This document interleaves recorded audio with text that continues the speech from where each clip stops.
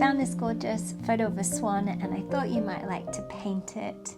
I recently made a long, fun video, step by step, showing the whole process for my students, and here's a few highlights from that hour-long lesson for you to enjoy. I'll start with a simple set of lines to form the swan, and I can actually start to just put in some little sketchy bits of detail to decide where my feathers are.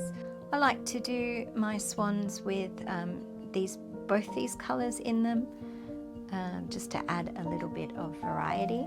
A bit of dry brushing on a nice, good quality cold pressed paper is really effective for feathers. But at the moment we're just trying to get this colour on, the lightest possible colour. Not the lightest possible colour, but the lightest colour that we want to use. A lot of people think that swans are white, but if you've been up close to them, you'll know that actually where their neck is quite a creamy colour. But I'll show you kind of what it looks like when we do put a little bit of yellow ochre on it.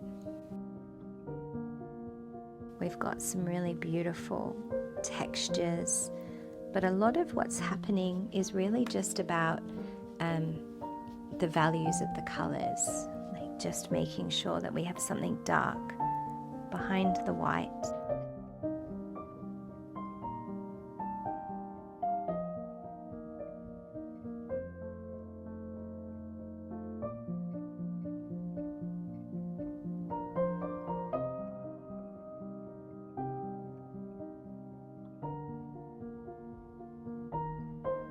If you would like some help and support to paint this gorgeous swan, go ahead and click my membership link, which is down in the details below.